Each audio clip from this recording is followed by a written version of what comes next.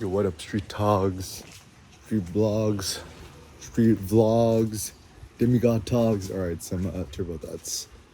How to think infinite. So, what is the big problem that we have nowadays? We think too Napoleon, too small-minded, too short-minded, etc. We gotta think beyond. So I was recently watching like some highlights of a chain.link discussion between Sergey Nagobarov, can't pronounce his last name, and Eric Schmidt, the ex CEO of Google. And one of the thoughts was interesting was Eric Schmidt said one of the key factors to the success of Google or his strategy was to put a little bit of Google in everything. So I also like that idea, put a little bit of EK in everything. One of the reasons why Chainlink, it's funny, it's not even going to be a crypto. It's kind of like a new company. Who knows? Maybe it could become the next Google.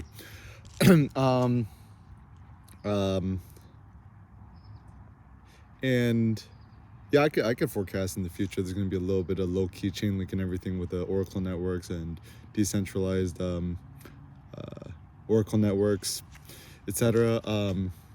Is Web3 going to be a thing? Doesn't look like. Maybe. It's kind of more of just trust, permission, stuff like that. I mean, simple thoughts is I think Google is kind of on the way out. It's not innovating no more. I mean, the period of insane radical innovation with Gmails, Google Maps, etc., that era is long gone now. It's just profit maximus. You gotta make more money, right? And as ad revenue goes down, that's gonna dry up too. So, I mean, one of my thoughts was maybe Chainlink's a good idea or some sort of crypto. Essentially, the big problem in today's world is how to make an enduring company or a robust company, a profitable company, or profitable something that doesn't require advertising, like ads, right? So currently, the way Google works, like 99% of Google's revenue comes from Google AdSense, which is those annoying ads you see on the YouTube videos and also on websites.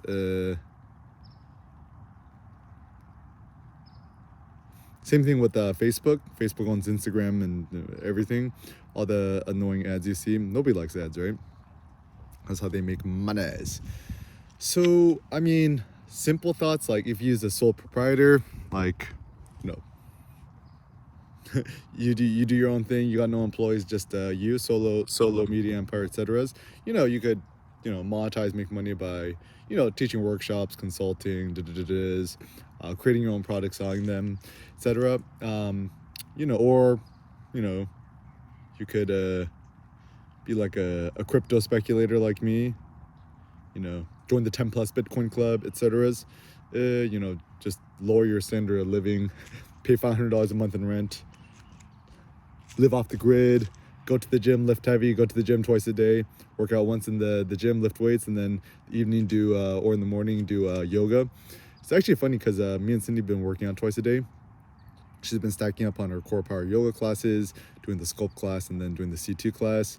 I'll usually do the sculpt class with her, the weightlifting class, and my mom will take care of Sen, and then I'll go to the gym later and do some pipe lifting, some God mode lifting. Just broke the 700-pound barrier. I did the 705-pound squat hold, Atlas lift hold. That was good. And so ironically, spending more time to go out and just work out instead of, like going to the mall and eating and doing more consumptive things, doing more active things looks like a good idea with fitness. So fitness is a good idea.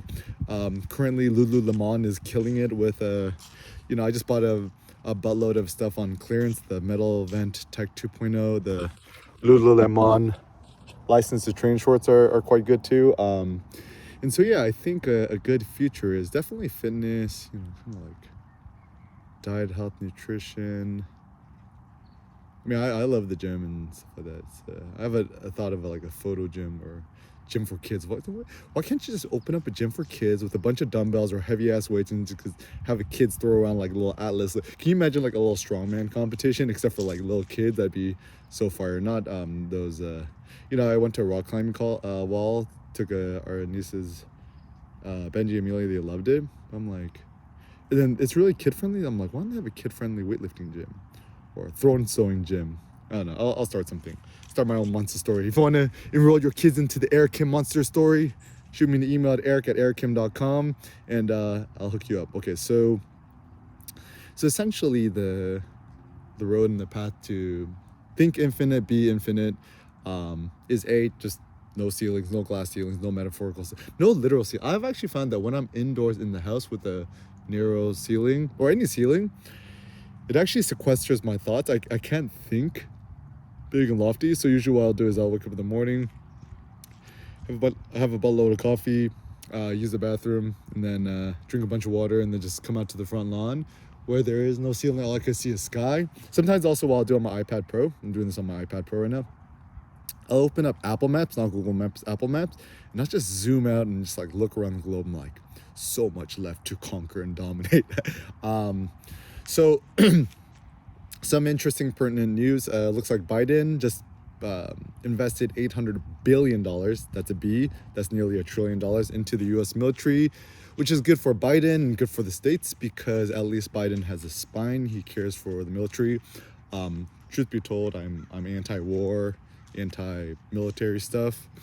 Even as a kid, I was like, if you took all the money in military and put into education, America would be a much better place. I have some proposals.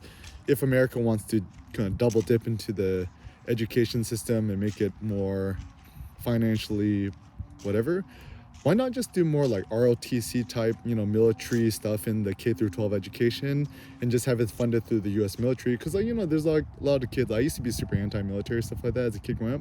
But now that, I guess I'm more of an independent thinker.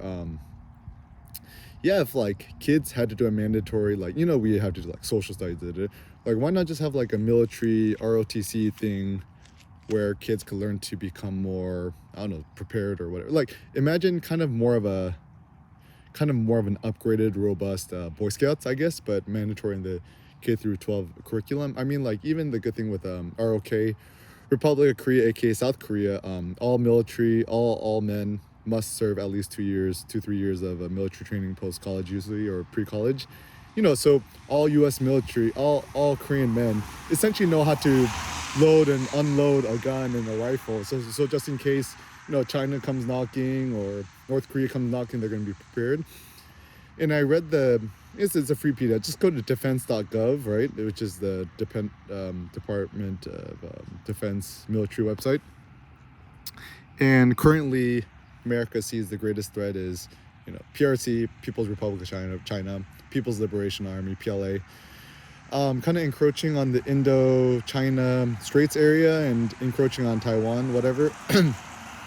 So essentially, America's low-key pumping all the money into South Korea, military, etc., to provide strategic advantages in the area. Same thing with Japan. Actually a good thing for South Korea, the future of Korea and South Korea, at least the US finna dip into that. But anyways, so even one of my friends, Sebastian Calvo, he was like, essentially, if you want to make the big bucks, right? About like Lockheed, Boeing, and stuff like that. All the big, really profitable companies dip in with the U.S. military.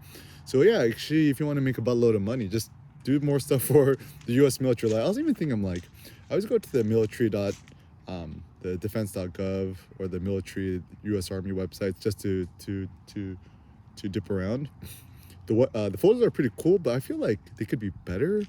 Especially it looks like, I don't really know, but it looks like the enrollments for the military is pretty down right now. Not that many people are interested in going military no more. People just prefer to stay home, play video games. So like if you did some consulting for the US military in terms of photo, video, POV stuff, GoPro stuff, whatever, it could be kind of a good idea. But anyways, so moving forward, leverage the internet, leverage video, audio, podcasts, email, newsletters, whatever. Um, Dip into all sorts of genres, expand yourself.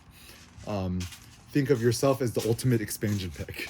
Can you imagine if StarCraft just ended at StarCraft 1? We didn't have Brood War, we didn't have StarCraft 2, we didn't have the new ones. The future is expansion.